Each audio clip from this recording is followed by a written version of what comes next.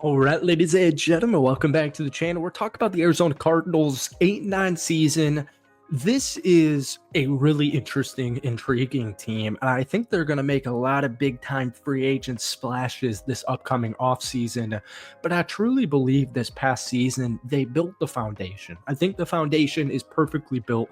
They also have projected, according to Over the Cap, $82 million in cap space. But this past season, they made strides on both sides of the football. They improved from 24th to 12th in offensive scoring, and most importantly, or more importantly, they went from 31st to 15th in defensive scoring. And Jonathan Gannon, in my opinion, defensively, I think this defense is really coming together. If I have to summarize what some offseason needs or what I think they're going to do in the draft, which, by the way, they have the 16th pick in the 2025 NFL draft / free agency / re-signs, all that fun stuff. I think they're truly only really need to prioritize the lines, both offensive line, specifically the guard positions. Trey Smith, we'll talk about that later on in the video, could be a potential target. I think the defensive line, edge rushers, I think they're just going to focus most of their cap space in the trenches. And also, maybe they could use another linebacker. We'll wait and see what they do with a guy like Baron Browning. I think they could use another cornerback, maybe a more proven, solidified cornerback, one than Sean Murphy-Bunting, who I don't think really demonstrated that this past season. But truly, this is a team that I am very excited about, and I think Cardinals fans should be absolutely ecstatic. But folks, before we get into it, hit that like button, hit that sub button for daily NFL content. We are making Cardinals videos all off season. I haven't made a Cardinals video in a couple of months now. I guess the season is over, but I definitely want to post more Cardinals video. If we try and get this video to 50 likes, that would mean the absolute world to me. So offensively, first off, Trey McBride is one of the best tight ends in the National Football League already. We'll talk about him plenty later on in the video. One of the best things I saw about the Arizona Cardinals this past season was the run game. They were 7th overall, averaging 144.2 rushing yards per game. But probably the worst part about it was Marvin Harrison and how Drew Petzing, the offensive coordinator, kind of handled that. He's going to have to figure out this offseason how to build off the connection that Kyler Murray and Marvin Harrison Jr. had at times. But just kind of the whole thing with Kyler Murray or anything about the Arizona Cardinals offense is inconsistency. Marvin Harrison Jr. finished with an inefficient 53.4% catch rate. That's got to be changed, and I promise you it probably will be changed. As far as Drew Petzing's future with Arizona goes, I'd say give him one more season, and that's, it's Thursday, January 30th. That appears to be what Arizona is doing. The good news is the Arizona Cardinals were 11th in yards per game. They were 12th in scoring, 7th in yards per play, 7th in rushing yards, 9th in first downs, and 5th in sacks per pass attempt. So this is awesome, man. I really like it. I think this is just truly the foundation to build off of. And then we have to look at Kyler Murray, who had an interesting season. The Cardinals in general had a really interesting season. If they were able to take down Seattle at least one time, obviously the record would be 9-8, but I think the final NFC West, it would have looked much differently, but that's all hearsay. That's all hypotheticals. But my point is, Kyler did put them in a position to succeed a lot of the times, but we always are going to look at an inconsistency with a guy like Kyler Murray.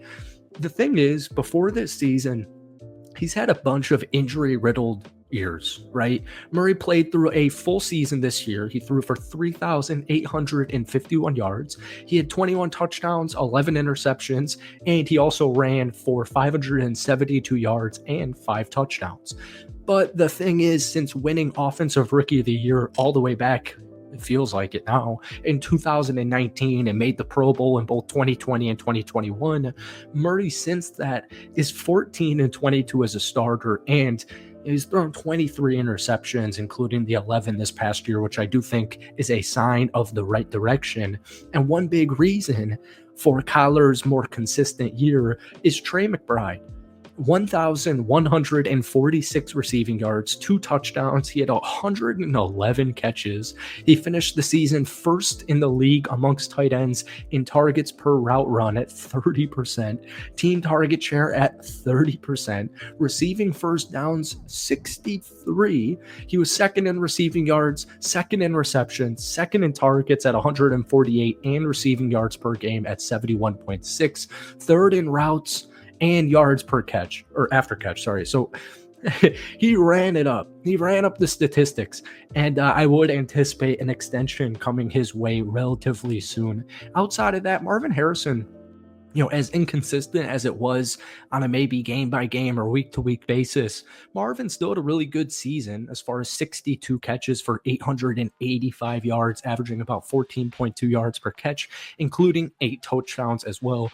But the 62 catches on 116 total targets, that needs to change. And I would anticipate this upcoming season, if they can figure out some parts of this offensive line, that Marvin Harrison Jr. should easily clear 1,000 yards.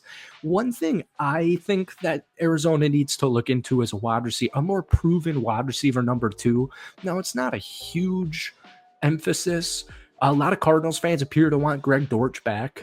37 catches, 342 yards, 3 touchdowns, averaged a little over 9 yards per catch. My only thing is I just think there's better out there. I think there's better, probably similar contract value. I just think there's better out there than Greg Dortch.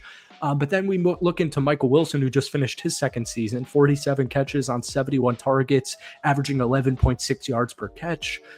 Kind of the same season we saw in his rookie year. So my point is, it's not a huge emphasis, but one thing I did just see is I saw a mock draft for Arizona a couple of minutes ago, and they actually had a wide receiver selected at pick number 16. So my point is, Marvin Harrison Jr. and Trey McBride and Michael Wilson and Greg Dortch, if he's re-signed, it's enough. It's perfectly fine. But I do think if Arizona kind of wants to get to that next step with over $80 million in projected cap space, and I know, a bunch of that, or not a bunch of that, a little bit of that's going to go into the draft class.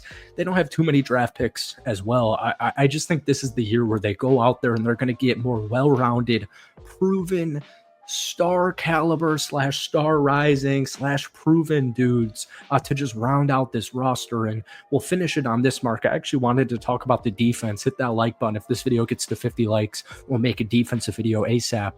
But I thought I was reading on maybe it wasn't a Bleacher Report article, and their top 2025 free agency target would be edge rusher Chase Young from the New Orleans Saints.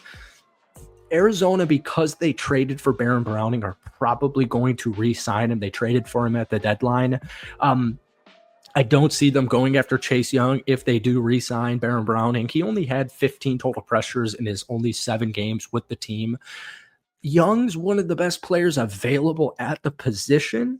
Some way, somehow, Chase Young is only 25 still. He only had 5.5 sacks in 16 games, but he did rank 10th among edge defenders with 62 pressures, according to PFF. So let me know your thoughts on that.